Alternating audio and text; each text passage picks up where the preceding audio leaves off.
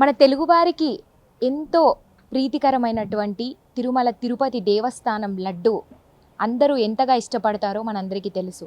మరి అలాంటి లడ్డు మీద ఎన్నో వివాదాస్పదమైనటువంటి వాక్యాలైతే వినిపిస్తూ ఉన్నాయి. రోజు మనం దాదాపు ఒక వారం నుంచి కూడా న్యూస్లలో చూస్తూనే ఉన్నాము. దాంట్లో జంతువుల కల్తీ నెయ్యి కలుపుతున్నారని, జంతువుల యొక్క కొవ్వు కలుపుతూ కూడా హిందువుల సంప్రదాయాన్ని భంగం పరుస్తున్నారంటూ, అదేవిధంగా లడ్డూని అపవిత్రం చేస్తున్నారంటూ కూడా, అంటే కొంతమంది రాజకీయ నాయకులే కావచ్చు, కొంతమంది దీన్ని కావాలనే ఇదంతా కూడా చేస్తున్నారు అన్నట్టుగా కూడా మనకు వినిపిస్తుంది. మరి దీంట్లో వాస్తవం ఎంత, అవాస్తవం ఎంత, దీంట్లో ఎంతవరకు వాస్తవం ఉంది, ఎంతవరకు అవాస్తవం ఉంది, ఇవన్నిటిని గురించి కూడా తెలుసుకునేటువంటి ప్రయత్నం అయితే మనం చేద్దాము. ప్రస్తుతం మనము హైదరాబాద్లో ఉన్నటువంటి ఫిలిం నగర్ తిరుమల తిరుపతి దేవస్థానంలోనే ఉన్నాము. మరి ఇక్కడికి వచ్చేటువంటి భక్తుల మాటల్లోనే తెలుసుకుందాం. మరి వాళ్ళు లడ్డు తిన్నారా, అంటే ఇంతకుముందు కూడా తినుంటే దాని టేస్ట్ ఏ విధంగా ఉంది, ఇప్పుడు మనకి ఏవైతే ఈ వార్తలు లడ్డు మీద వివాదాలు వినిపిస్తున్నాయో ఇప్పుడు ఏ విధంగా ఉంటుంది, మరి లడ్డు మీద తెలుసుకునేటువంటి ప్రయత్నం అయితే చేద్దాం. వెళ్దాం పదండి. సో ప్రస్తుతం మనతో పాటు మాట్లాడడానికి కూడా ఇక్కడికి ఎవరైతే టీటీడీ టెంపుల్కి వచ్చినటువంటి భక్తులు ఉన్నారో ఒకసారి మాట్లాడే ప్రయత్నం చేద్దాం. నమస్తే మ్యామ్, మీ పేరు? నమస్తే అండి, శిరీష అండి. ఓకే మ్యామ్, మీరు వింటూనే ఉన్నారు, మనందరం కూడా రోజు అంటే దాదాపు ఒక వారం నుంచి కూడా ఈ న్యూస్ వస్తుంది, వింటూనే ఉన్నాం. మీకు తెలిసే ఉంటుంది, ఏదైతే మనము ఎంతో పవిత్రంగా భావించి స్వీకరించేటువంటి తిరుపతి లడ్డూని పూర్తిగా కూడా అపవిత్రం చేస్తున్నారని అయితే వార్తలు అయితే వినిపిస్తున్నాయి. దాంట్లో అన్ని కల్తీ, జంతువుల నుంచి తీసుకొచ్చినటువంటి కల్తీ నెయ్యి కావచ్చు, అది కొవ్వు అంతా కూడా కలుపుతున్నారు అనేసి వివాదాస్పదమైన ఒక వినిపిస్తుంది మనకి. దీని మీద అసలు మీ అభిప్రాయం ఏంటండి? అది స్వామివారి లడ్డు అనేది మన హిందువులకి చాలా అత్యంత ప్రీతికరమైనది. ప్లస్ చాలా మన అంటే ఎప్పటి నుంచో ఎన్నో తరతరాల నుంచి కూడా ఆ స్వచ్ఛత కానీ ఆ పవిత్రమైన లడ్డూకి చాలా ప్రత్యేక స్థానం ఉంది. మన భారతీయులందరూ కూడా తిరుమల లడ్డు అంటేనే అసలు చాలా ప్రత్యేకమైన స్థానం ఉంది అండ్ చాలా పవిత్రంగా భావిస్తాము.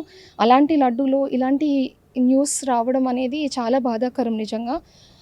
శ్రీవారి లడ్డూలో నిజంగా అలాంటి కల్తీ జరిగితే దానికి నిజంగా భారతదేశం అంతా కూడా అందరూ కూడా ఆ స్వామికి నిజంగా క్షమార్పణ చెప్పుకోవాల్సి ఉంటుంది.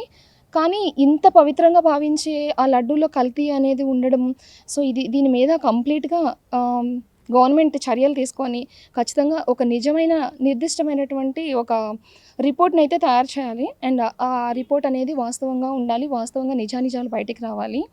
అది వచ్చిన తర్వాత అంటే మన హిందువులుగా మన మనోభావాలు దెబ్బతింటున్నాయి. ఇలాంటి విషయాలు విన్నప్పుడు అసలు చాలా బాధగా ఉంటుంది.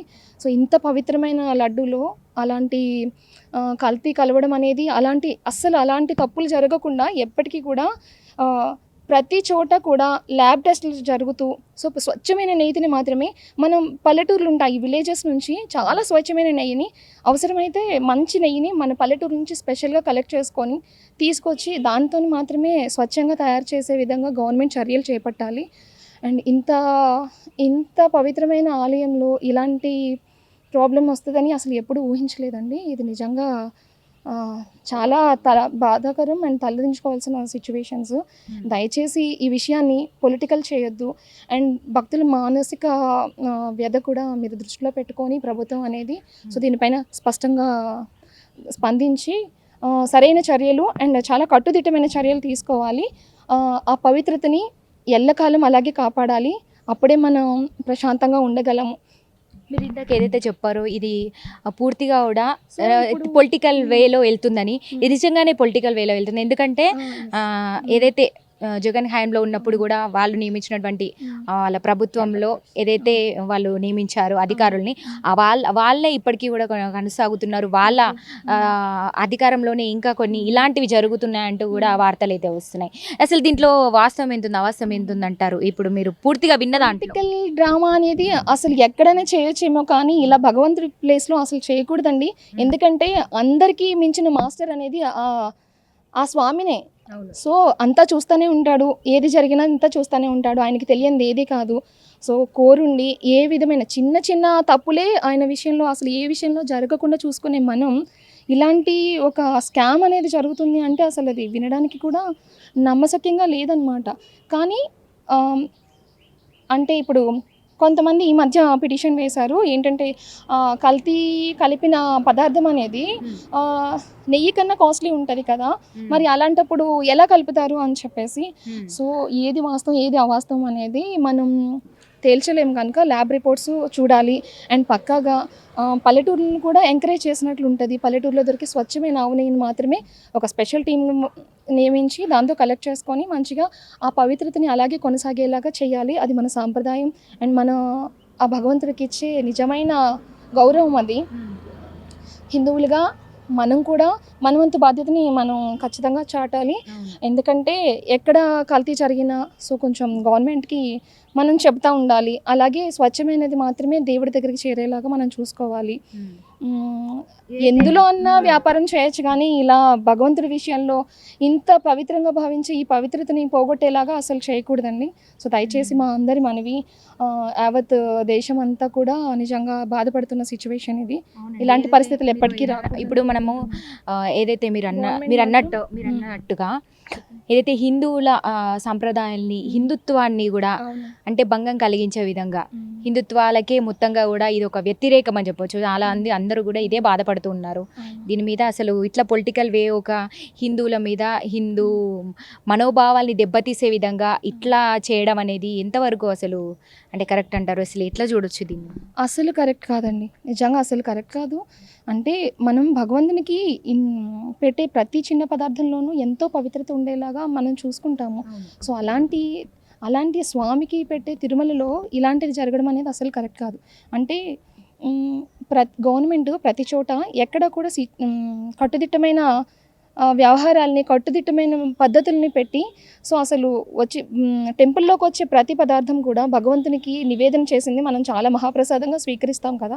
సో అందులో ఉండే ప్రతిదీ కూడా అణువణువు భక్తితో ఎలా అయితే కలిగి ఉంటుందో భక్తితో పాటు ఆ స్వచ్ఛత కూడా ఉండేలాగా కేర్ తీసుకోవాల్సిన బాధ్యత ప్రభుత్వానికే ఉంది.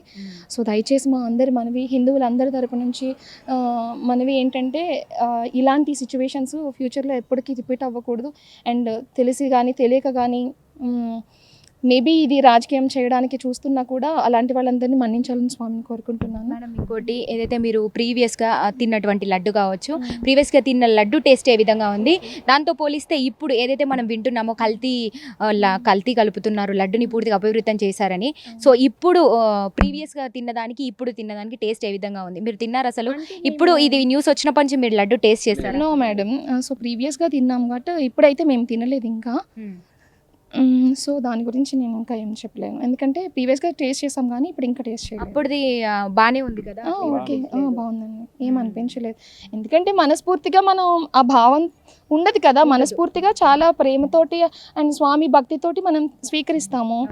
సో గవర్నమెంట్ ఎక్కడికక్కడ సీసీ కెమెరాస్ పెట్టి భక్తులు ఇలాగే వెళ్ళాలి అండ్ ఇలాగే ఉండాలి, రూల్స్ పాటించాలి, ఇలాంటి కండిషన్స్ ఎన్నో పెట్టారు. సో వీటన్నిటికన్నా ముఖ్యం ఏంటంటే ఆ ప్రసాదంగా భావించే ఆ భక్తుల ప్రసాదంలో అండ్ స్వామివారి ప్రసాదంలో అస్సలు కల్తీ లేకుండా చూసుకోవడం, అది నిజంగా ఒకవేళ కల్తీ జరిగితే నిజంగా మహాపురాధం. దానికి నిజంగా స్వామిని మన్నించుకోమని మనందరం వేడుకోవాలి. ఈ కల్తీ కలిసినప్పటి నుంచి మీరు టేస్ట్ చేయలేదు, తిన్నారా? ఇప్పుడు టేస్ట్ తినలేదు మేడం. ఇప్పుడు వచ్చి అంటే ఇది వరకు తిన్నాము, ఈ సిచ్యువేషన్ జరిగిన దగ్గర నుంచి టేస్ట్ చేయలేదు, అసలు చేయలేదు. అంటే మనకి ఇంకా అవైలబుల్గా దొరకలేదు అంతే. మేము మొన్న వైజాగ్లో ట్రై చేసాం కానీ దొరకలేదు.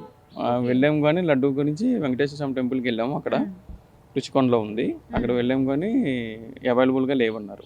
ఈ న్యూస్ వినగానే మీకు ఏమనిపించింది? ముందుగా చాలా బాధ అనిపించింది. అసలు తిరుమల అంటేనే లడ్డు, స్వామి వారి తర్వాత లడ్డువే ప్రత్యేకమైంది. ఎక్కడ మనం వెళ్ళిన తర్వాత మన చుట్టుపక్కల ఉన్న వాళ్ళందరికీ కూడా మనం ప్రసాదం తీసుకొచ్చి లడ్డు ప్రసాదం పంచుతాం, అదే ప్రసాదంగా స్వీకరిస్తారు. మన ఇంటి దగ్గర చుట్టుపక్కల వాళ్ళు, మన ఇంట్లో ఫ్యామిలీ మెంబర్స్ అందరూ కూడా అలాంటి ప్రసాదాన్ని కల్తీ చేస్తున్నారంటే చాలా బాధగా అనిపించింది. సో చూసారు కదా, ఇక్కడ వచ్చినటువంటి భక్తులు కూడా చాలా ఆవేదన చెందుతున్నారని చెప్పొచ్చు. ఏదైతే వాళ్ళకి నిజంగా చాలా బాధపడుతున్నారు, ఎందుకంటే ఒక ఎంతో సాంప్రదాయాన్ని గౌరవించే మన హిందుత్వం మీద ఇలా వాళ్ళు ఒక రాజకీయ కోణంలోకి తీసుకెళ్లడం, అదేవిధంగా ఏదైతే పాత వాళ్ళు ఉన్నప్పుడు చేసినటువంటి రాజకీయ కుట్రలు కావచ్చు, ఇవన్నీ చూస్తుంటే కూడా నిజంగా చాలా బాధాకరం. స్వామివారికి అందరం కూడా క్షమాపణ చెప్పుకోవాల్సినటువంటి అవసరము మన యావత్ భారతదేశం మీద, అందరి మీద, మన హిందువులందరి మీద ఉందంటూ కూడా చెప్తున్నారు. మరి ఏదైతే హిందువులకే మొత్తంగా కూడా హిందువుల ఆ, మతానికి అంటే భంగం కలిగించే విధంగా కూడా ఇట్లా ఉన్నదంటూ కూడా చాలా బాధపడుతున్నారని చెప్పొచ్చు. మాట్లాడదాం, మరికొంతమందితో మాట్లాడి తెలుసుకునే ప్రయత్నం అయితే చేద్దాం.